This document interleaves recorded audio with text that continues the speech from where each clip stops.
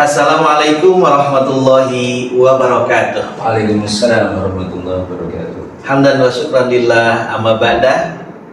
Selamat bertemu kembali pemirsa yang budiman di kegiatan Pojok Turos Fakultas Usuluddin Adab dan Dakwah UIN Kiai Haji Abdurrahman Wahid Pekalongan. Alhamdulillah pada kesempatan ini masih setia bersama kita semuanya narasumber kita yang utama, bahkan mungkin beliau adalah pengasuh dari Pojok Turos ini. Beliau adalah Bapak Kiai Haji Dr. Hasan Suaidi. Assalamualaikum Pak Kiai. Waalaikumsalam warahmatullahi wabarakatuh. Selamat berjumpa kembali di siaran yang kedua Pojok Turos ini. Terima kasih. Dan alhamdulillah pada kesempatan ini satu nikmat yang luar biasa, beliau sudah mendapatkan amanah ya, menjadi Roisuya. Roisuya pengurus cabang Nahdlatul Ulama Kota Pekalongan. Semoga diberikan kekuatan, semoga diberikan kemudahan dalam menahodai NU Kota Pekalongan. Amin. Baik Pak Kiai, ini kita masih membahas satu kitab yang ditulis oleh karya ulama klasik tentang konsep pendidikan ya, yaitu meneruskan kemarin pemirsa semua, yaitu kitab Tadhkirah ya, Tadhkiratus Sami wal Mutakallim fi Adabil Alim wal Muta'allim. Pada kesempatan yang lalu kita berbicara tentang bagaimana kemudian fadlul ilmi wal ulama wa fadlu ta'limihi wa ta'allumihi. Nah, nanti kita akan sama-sama menyimak kembali terusan penjabaran dari bab ini bersama dengan beliau Bapak Dr. Kiai Haji Hasan Suaidi. Untuk mengefisiensikan waktu tanpa berpanjang kala, mungkin pemirsa juga sudah menanti bagaimana dahulu dari beliau, maka kami persilahkan kepada beliau Bapak Dr. Kiai Haji Hasan Suaidi untuk bisa menyampaikan penjelasan terkait dengan Tadhkiratus Sami wal Mutakallim fi Adabil Alim wal Muta'allim. Kami persilahkan Pak. Baik, terima kasih Kiai Kemal atas waktunya. Sebenarnya yang saya nantikan itu sebenarnya adalah menyampaikan, nah itu ujungnya saya pengennya munculnya sepatah dua patah kata. Sepatah dua patah kata itu kan berarti sikat gitu kan. Tapi ternyata menyampaikan kitab ini kan juga panjang jadinya. Terima kasih Kiai Kemal, ini merupakan episode kedua di podcast kita Pojok Turos Fakultas Usuluddin Adab dan Dakwah. Kalau kita kemarin berbicara tentang keutamaan orang yang menuntut ilmu, keutamaan orang yang mengajarkan ilmu dari perspektif ayat-ayat Al-Quran, maka di kesempatan ini kita akan mencoba untuk melanjutkan pembacaan kitab ini, di mana kita sampai pada pasal atau bab yang ba'dul ahadits fi fadlil ilmi wa ahlihi, membahas mengenai sebagian hadis-hadis yang menjelaskan tentang keutamaan ilmu dan ahli ilmu. Ilmunya sendiri utama, ahli ilmunya juga utama. Ahli ilmu itu berarti orang yang berilmu. Orang yang berilmu. Ya, orang yang berilmu itu kan tidak semata-mata dia bahwa alim dalam arti sudah paripurna kan, karena kan orang belajar sepertinya tidak ada akhirnya kan ya. Betul. Saya misalnya S3, ya Kamal juga S3 gitu kan, tapi kan kau ketawa kenapa ya? Dia kalau S3 ini kan berarti secara akademik sebenarnya dia sudah selesai kan, jenjang pendidikannya itu sudah selesai, adanya profesor dan seterusnya kan sebagai bentuk kelanjutan saja kan. Tapi bahwa misal oke lah kalau kemudian sampai dengan profesor itu juga terus berproses. Artinya tidak ada kata akhir untuk orang belajar gitu kan. Makanya kan dulu ada makalah, saya mengatakannya makalah barangkali karena itu sebenarnya kalau disandarkan kepada hadis Nabi juga bukan itu kan ya. Utlubul ilma minal mahdi ilal kahfi, ilma minal mahdi ilal lahdi, itu kan sebenarnya bukan marfu kepada Nabi, tapi itu kan sebenarnya adalah pernyataan sahabat gitu kan. Laisa min qaulin Nabi. Meskipun marfu juga, tapi marfunya kemana kan? Mursal ya. Makanya itu nanti perspektif hadis kita akan jadi banyak bicara itu. Tapi bahwa intinya adalah ajaran yang tergabung di situ sebenarnya bagus kan. Artinya bahwa orang menuntut ilmu itu kayaknya ya bukan kayak ya memang tidak ada batas akhirnya gitu kan. Kapanpun kita belajar, kapanpun ya itu berarti masih dalam apa namanya ranah mencari ilmu gitu kan. Tolabul ilm gitu kan ya. Mencari bukan menuntut. Kalau menuntut ilmu nggak salah apa-apa gitu. Ya kan? Sekarang itu orang-orang itu banyak bermain kata-kata itu. Ya. Mana kita menuntut ilmu? Lah ilmu nggak salah kok. Mencari, Mencari saja. Kalau saya mencari aja. mendalami. Boleh lah.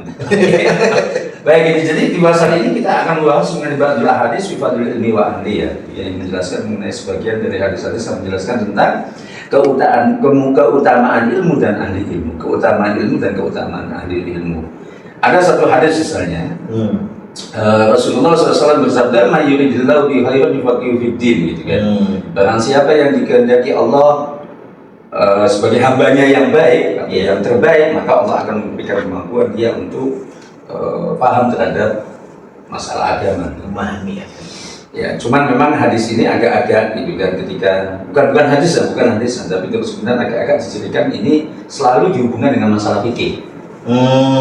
Iya, karena kamu kan punya tradisi apa namanya, tradisi ngaji kita pun kan. Iya. Itu kalau kita fikih mesti munculnya dia gitu. betul. Mayuridillahu bihi khairan yufaqihuhu fid-din. Iya. Kayaknya mengalami penyempitan makna seakan-akan yang dikehendaki oleh Tuhan di dalam hal ini adalah yang belajar fikih saja. Fuqaha. Kan ya. Betul ya. Tapi fuqaha memang menurut saya mempunyai kedudukan yang penting, ya kan? Fuqaha itu kan fakih itu kan berarti orang yang paham tentang hukum ya. Iya. Dan fikih sendiri itu kan kalau menurut definisi yang disampaikan oleh Abdul Wahab itu kan al-ahkam asy-syar'iyyah al-muta'alliqah, ya kan? Bi af'alil mukallafin al-mustanbatah min adillatiha tafsiliyah kan begitu kan? Ya orang fakih itu biasanya pintar. Ya kan? Makanya pakainya fakih dan arahnya biasanya selalu identik dengan Ilmu fikih. dan fakih dan fuqaha gitu kan. Makanya hadis ini seringkali di pojok-pojok kitab fikih itu biasanya muncul mayuridillahu bihi khairan yufaqihuhu fid-din. Meskipun saya punya anggapan bahwasanya sebenarnya maknanya tidak hanya fikih kan, karena ilmuwan kita itu kan juga ada banyak aspek, ya kan. Berbicara tentang ilmu agama saja kan ada ilmu yang terkait dengan akidah misalnya, dan ada fikih kan gitu kan ya. Terus kemudian ada tasawuf kan gitu ya. Karena konsep Islam sebenarnya itu kan ada keimanan kan hubungannya dengan akidah ya. Kalau Islam itu kan lebih kepada syariat, kemudian ihsan. Wah, ihsan ini tasawufnya. Maka tiga aspek ini nggak bisa lepas kayaknya. Maka ini kemudian oleh para ulama itu seringkali dimanakan bahwa konsep Islam itu sebenarnya tidak lepas dari tiga hal ini. Berbicara tentang iman, kemudian Islam itu sebagai wujud dari implementasi dari keimanan, dan itu terkait dengan afal mukallafin. Kalau kita bisa tahu itu kan syahadatain itu kalau dibatin bagi orang yang normal kan tidak sah. Mesti harus dinyatakan. Pernyataan itu kan juga bagian dari tindakan qaulul lisan. Salat itu lebih pada tindakan mukallaf, kemudian zakat, puasa, haji itu syariat. Wilayah fikih. Ya. Kalau akidah berarti wilayahnya seperti keyakinan bahwa pekerjaan itu adalah sebuah kewajiban. Berbicara tentang keyakinan maksudnya. Berbicara tentang keyakinan, keimanan dan seterusnya. Ya wilayahnya ulama-ulama. Usuluddin, usuluddin, takalid dan seterusnya gitu kan ya. Terus kemudian kalau yang terakhir ini kan mutasawwif, ya. Berarti tiga ini kan ada akidah, ada syariah, ada tasawuf. Ini nggak bisa lepas kan gitu.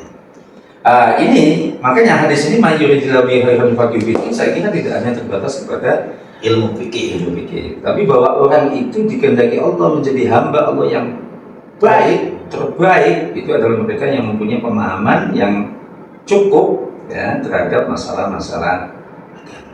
diberikan kemampuan untuk memahami, ya, diberikan kemampuan untuk memahami. Jadi saya ingat dulu ya, Iya. waktu pertama kali masuk Jogja di Kota Gede itu ada satu kitab karya Syekhul Azhar, Iya. Fiqhud Dakwah. Iya, iya, iya. Awalnya saya berpikir, apa itu Fiqhud Dakwah? Fikih yang ada dalam dakwah atau apa? Oh, Iya. ternyata fikih dimaknai secara bahasa, Iya, pemahaman tentang bagaimana dakwah. Nah, makanya ini menjadi lucu ya. Ini jadi lucu. Ini belajar fikih dakwah kok nggak bahas hukum sama sekali. Itu dia. Ya benar. Maka saya kemarin juga sempat ada diskusi gitu kan. Mohon maaf ini tanpa bermaksud apa-apa, tapi kan di struktur mata kuliah ada ilmu fikih misalnya gitu. Iya. Ini kalau misalnya di prodi ini perlu nggak kemudian ada fikih gitu? Ya harus. Fikih apa? Fikih dakwah muncul. Nah, ini kaitannya dengan ilmu fikih kan nggak nyambung gitu sebenarnya kan. Nah, makanya ini kan kita bisa memaknakan faqih fiddin itu min haitsul lugha. Betul. Laisa min haitsul istilah kan gitu kan. Jadi ini lughahnya saja bahwa Allah akan memberikan kemudahan bagi dia untuk memahami agama itu. Nah, ini kan luar biasa. Betul. Dikehendaki Tuhan, dikehendaki Allah sebagai makhluk Allah yang baik itu ketika terus kemudian dia diberi kemampuan untuk memahami, ya semuanya jadikan orang yang pintar dalam urusan agama. Maka kita sebenarnya yang belajar di PTKIN ini kan, misalnya prodi-prodi yang sekarang ini apa ya dikatakan seringkali apa istilahnya apa Gamal? Prodi asing. Ya, apa banyak yang tidak mengenal sehingga iya. Harus dikenal. Kurang memiliki minat untuk masuk. Iya. Menurut saya sebenarnya asing mereka itu. Mestinya tidak seperti itu. Ini orang-orang yang masuk dalam prodi. Padahal sebenarnya hadis Rasul tuba lil ghuraba. Iya. Orang semakin asing itu semakin keren. Iya kan ya, makanya saya ini kan sudah menjadi tidak keren lagi karena sudah tidak asing lagi. Ya kan ya, jadi itulah artinya bahwa kalau kita meyakini hadis ini, memahami hadis ini, tentu kita tidak akan menjadi orang yang merasa kecil hati ketika kita ditakdirkan oleh Allah untuk menekuni ilmu. Betul sekali. Ingatkan ya pemirsa ya. Iya, jadi nggak haruslah kemudian kita itu merasa kecil hati. Janji Allah kok. Betul mas. Nah, kemudian terkait dengan ini juga ada hadis Rasulullah SAW yang mengatakan al-ulama warathatul anbiya. Ulama itu digambarkan sebagai para pewaris Nabi. Ulama, alim ya. Bukan yang lain, bukan abid, bukan tapi yang alim. Nah, maka Al-Kinani di dalam hal ini menyatakan bahasbuka bihadhi darajati majdan wa fakhran. Wa bihadha rutbati syarafan wa dhikran fakamala rutbata fawqa rutbatin nubuwah fala syarafa fawqa syarafi warithi tilka rutbah. Sudah jelas, nggak ada derajat yang lebih tinggi dari derajat ini. Al-ulama warasatul anbiya, yang melebihi nabi apa? Nggak ada. Malaikat kalah dengan nabi. Kan begitu ya? Barangkali begitu ya. Mungkin kalau salah dikoreksi saja. Betul ya. Dan ini mengingatkan kita semua bahwa indikator kemuliaan itu tidak bisa diukur sekali lagi dari materi. Iya. Indikator kemuliaan itu tidak bisa diukur karena misalnya punya rumah tingkat, mobil 4, sepatu mengkilat, uang berlipat-lipat. Ini luar biasa. Yang terakhir ini ya. Ya, jadi kan hasbuka cukup bagi kamu biari darajat majdan wa fakhran. Majdan wa fakhran. Artinya kebanggaan kita itu cukup ukurannya inilah.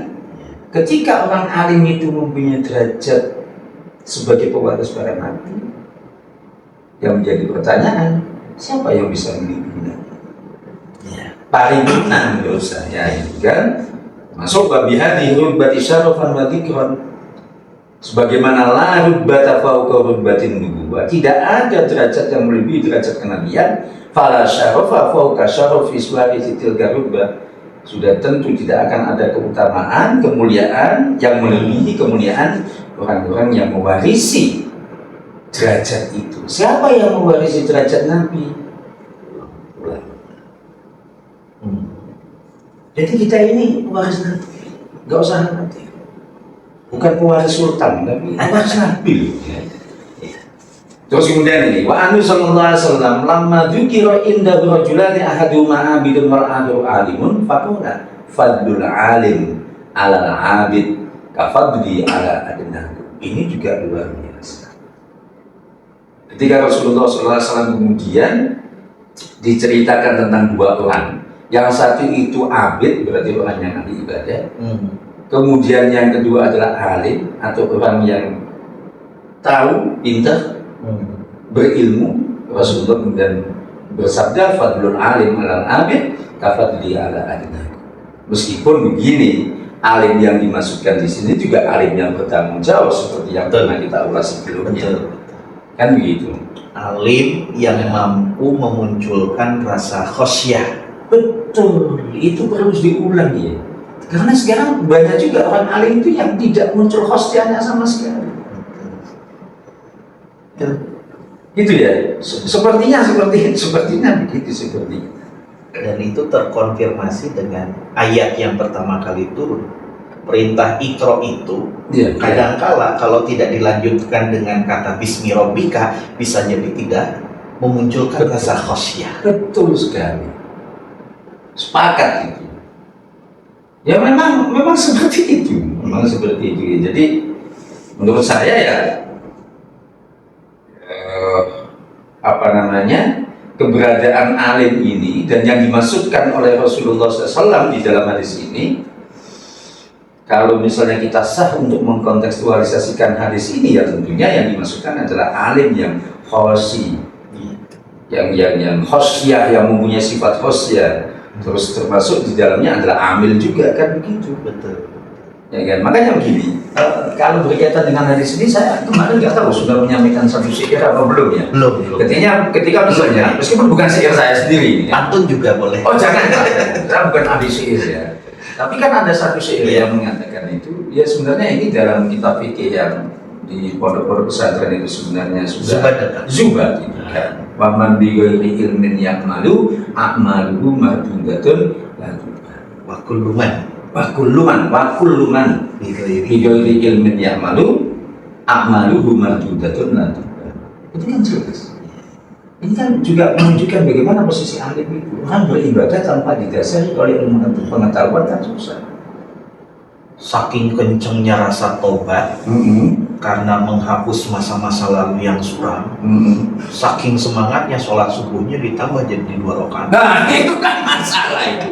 Saking kemudian dia itu nggak tahu ilmu, ketika ada orang meninggal, tahu bahwa dia banyak berbuat dosa, akhirnya sholatnya ada rukuk sujudnya. Itu kan repot itu kan ya. Disempurnakan. Lah maka di sini loh pentingnya pentingnya alim di sini. Pentingnya alim. Jadi bekal menurut saya memang harus seimbang antara. Tapi memang ini refleksi buat kita juga ya. Iya. Sejauh mana keilmuan yang telah kita dapatkan itu mampu menguatkan rasa khosyah kepada Tuhan itu yang memang sulit. Dan itu nanti tidak hanya cukup sampai di situ kan, ada tuntutan bagaimana lingkungan kita juga terimbas positif dengan ilmu kita. Kalau bahasa sekarang berdampak. Wah, ya, memang begitu kan, memang begitu. Jadi maka begini loh, saya sekali lagi bahwa status sebagai seorang alim itu juga tidak gitu kan. Di balik adanya keutamaan yang dijanjikan oleh Allah Ta'ala terhadap orang yang alim, di satu sisi juga ada hal-hal yang mengancam orang alim itu. Betul. Ya kan, pahala itu kan selalu diiringi dengan usaha yang keras kan begitu kan. Makanya kan sabar itu susah, maka pahalanya surga. Kalau sabar itu mudah, pahalanya dipasangi. Benar kan? Sabar itu susah, surga pahalanya. Iya. Tapi ketika sabar itu kok dinyatakan sebagai satu hal yang mudah, ya jangan surga, dapatnya dipasangi. Artinya sesuatu yang kita lakukan itu ya memang iya. Makanya kan begini, kalau kita terus berbicara tentang hadis, salah satu indikator hadis itu dikatakan sebagai dhaif ketika apa? Amalia sederhana, janjinya luar biasa. Itu salah satu. Meskipun tidak semuanya bahwa hadis yang demikian mesti dikatakan sebagai hadis yang dhaif atau maudu, tapi bahwa salah satu indikatornya itu. Jadi itu Kiai Kamal. Terus kemudian ya terkait dengan hadis-hadis yang menceritakan tentang fadlul ilmi wa ahli, itu ada hadis yang cukup panjang ini ya, man salaka tariqan yatlubu fihi ilman sulika bihi. Ada menggunakan sulika bihi, ada yang dalam satu riwayat salah kabihi torikon. Kalau suli kabihi torikun kan begitu. Ini kan ya, asiknya kita bahasa Arab kan begitu ya. Mau sulika atau mau salaka. Min turukil jannah wa innal malaikata la tad'u ajnahatan li talibil ilmi li ridallahi anhu. Ini kan jelas ya bahwa orang itu kalau seandainya meniti jalan, bahasanya meniti ya, bahasa meniti itu sudah jarang gitu. Meniti jalan di dalam rangka untuk mencari ilmu, maka akan disiapkan jalan, dibentangkan jalan untuk menuju pada surga. Pemikiran saya waktu dulu ngaji kitab ini, termasuk ada salah satu hadis ini, aliyah waktu itu, seolah-olah malaikat turun ke bumi, mengepakkan sayapnya. Itu nanti maknanya ada ya? Ada ya? Ada bisa. Jadi artinya apakah kemudian malaikat yang digambarkan di dalam hadis ini, wa innal malaikata la tad'u ajnahata, itu benar-benar hudurul malaikat, tanzilul malaikat ila talibil ilmi, atau bagaimana? Ya, itu nanti ada keterangan. Oke, mantap. Itu jadi ada di sini. Jadi wa innal malaikata la tad'u ajnahata li talibil ilmi li ridallahi anhu. Jelas maknanya. Wa innal alima la yastaghfiru lahu man fis samawati wa man fil ardi hatta la fi jawfihim. Ini kan menjadi gambaran bagaimana orang alim itu luar biasa. Ikan-ikan yang ada di laut itu kan. Tapi jangan juga terus kemudian memahami salah, terus tahu kalau ikan itu nanti memintakan ampunan kepada Allah Ta'ala bagi orang alim, terus orang alim nggak mau makan ikan. Gitu. Membiarkan agar dia tetap berdoa sampai kelaparan. Wa inna fadala alimi alal abid ka fadlil qamar lailatul badri ala sa'iril kawakib. Ini luar biasa keutamaan seorang alim ya, dibandingkan dengan seorang abid itu sebagaimana keutamaan itu kan bulan lailatul badri purnama gitu kan, dibandingkan dengan sa'iril kawakib, bintang gemintang. Terus kemudian wa innal ulama warasatul anbiya wa innal anbiya lam yuwarithu dinaran wala dirhaman. Ini yang mestinya digarisbawahi. Menjadi seorang alim jangan terlalu berharap dinaran wala dirhaman. Cetakannya sudah seperti itu gitu. Luar biasa ya. Gitu. Di dalam hadis ini kan wa innal anbiya, para nabi itu lam yuwarithu, tidak mewariskan dinaran wala dirhaman. Yang diwariskan apa? Wa innama warathu ala ilma. Faman akhodahu akhoda bihaddin wafir. Siapa yang mengambil itu, yaitu hakikatnya dia mengambil bagian warisan dari hadis tersebut. Ya, kan keren itu dia. Artinya kalau menyadari bahwa innal anbiya lam yuwarithu dinaran wala dirhaman, sudah tidak lagi kemudian seorang alim itu galau terhadap kehidupan duniawinya. Persoalannya kita sudah bisa. Itu yang berat, sulit. Gimana? Ini dengan punya ulasan gitu. Begini Kiai, ini juga menjadi perhatian bagi para pemirsa semua. Betapa luar biasa tadi kemuliaan dari seorang alim. Dan kita tidak perlu mendikotomi mana ilmu agama dan mana ilmu. Kalau saya selama ilmu itu mampu mengantarkan seorang abid, seorang hamba muncul rasa khosyah takut kepada Tuhan, bahkan mampu memperbaiki ibadahnya kepada Tuhan, maka itu juga masuk dalam kategori alim. Oleh karenanya, ayo sama-sama berbondong-bondong masuk ke Winbustur. Betul.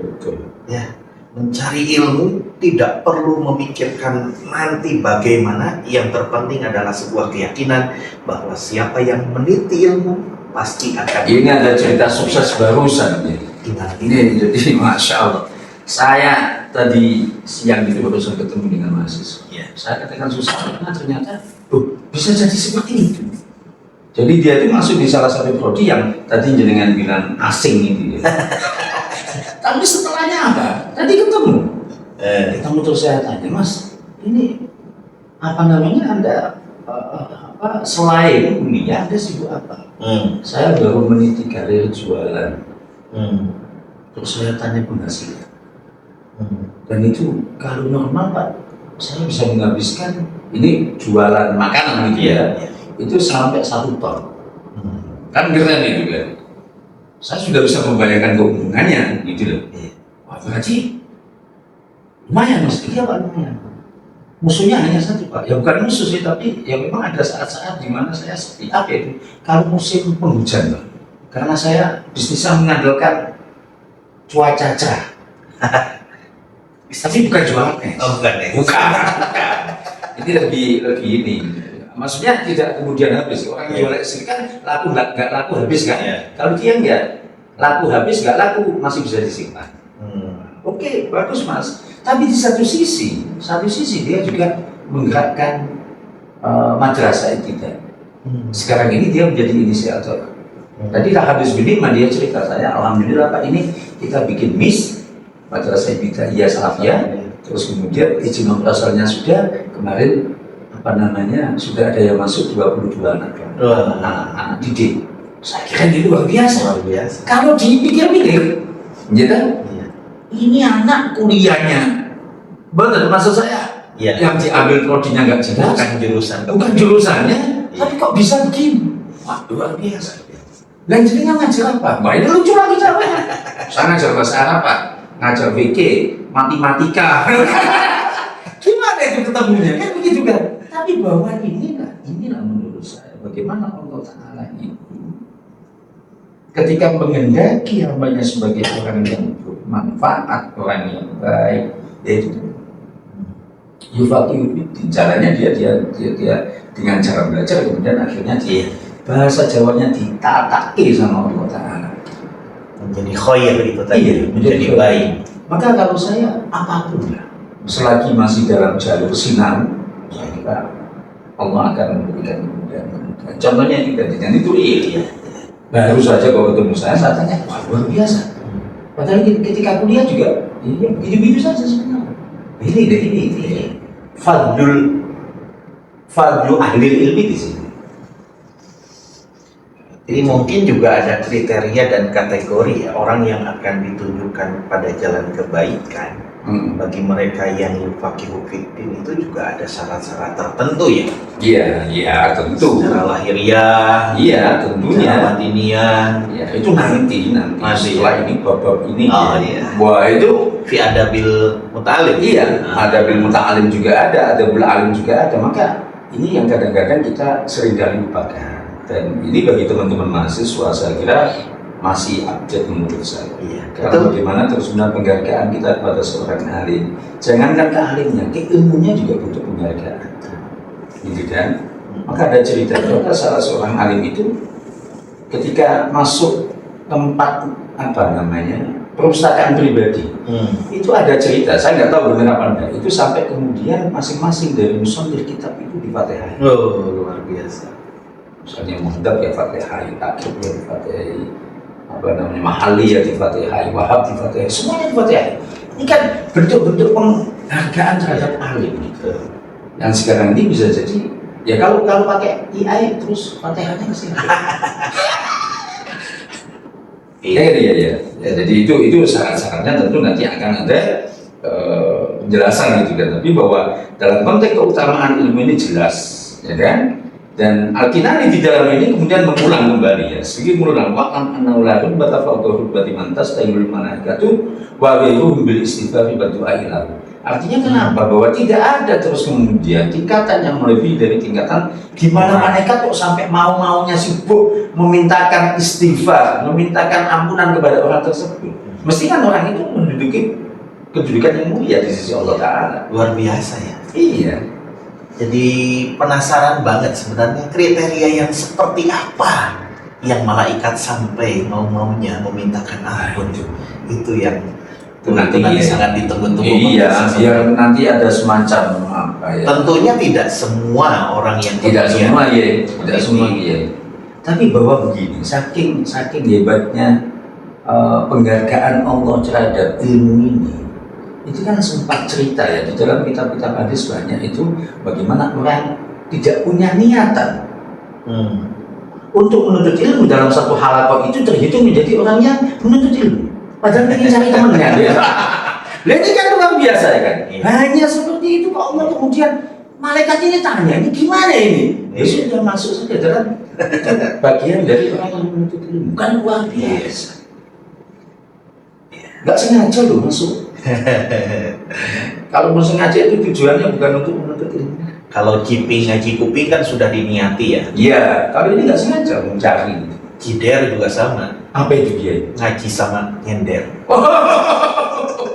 Oke, saya kira itu ya. Jadi ini sekilas saja. Artinya biar sebenarnya kan eksplorasinya ya, yang perlu ya supaya kita ini terus sudah bisa memahami, tidak hanya sebatas dibaca kitab Al-Ghinaani ini, tapi bagaimana kemudian direfleksikan, gitu kan. Artinya biar kontekstual, menurut saya seperti itu. Luar biasa Kiai. Ada satu hadis, saya teringat sebuah hadis. Man izdada ilman lam yazdad ta'atan falam yazdad illa Buddha. Artinya tidak semua alim itu mampu mendapatkan kategori atau predikat kemuliaan.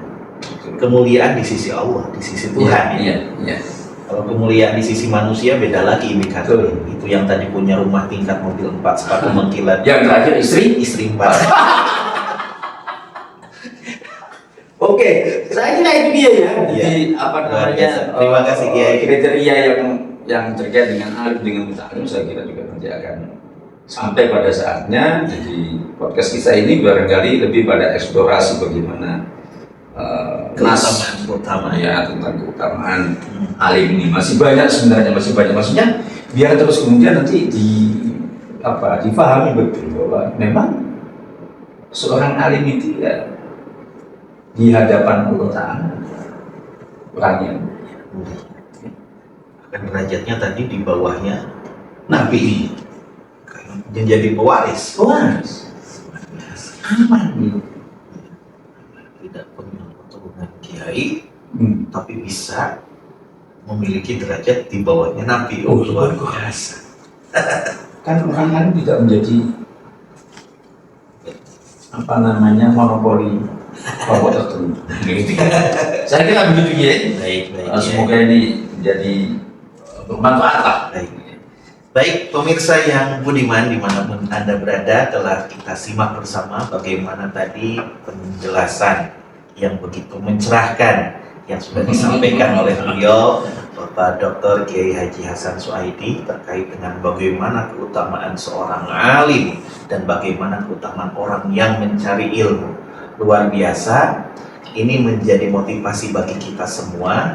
Satu hal yang mungkin kita harapkan adalah kemuliaan di sisi Tuhan itu yang tidak semua orang mampu akan bisa mendapatkan. Dan bagaimana kriteria dari alim dan muta'alim yang akan mendapatkan kemuliaan itu? Nah, silahkan ikuti kajian Pojok Turos pada episode yang akan datang. Insyaallah. Untuk saat ini kita cukupkan sampai di sini dulu pesan terakhir kita. Ayo mari sama-sama kuliah di UIN Gusdur Pekalongan, terutama di Fakultas Usuluddin Adab dan Dakwah. Terima kasih. Terima kasih ya. Kurang dan lebihnya mohon maaf. Wassalamualaikum warahmatullahi wabarakatuh. Waalaikumsalam. Matur nuwun Kiai. Terima kasih.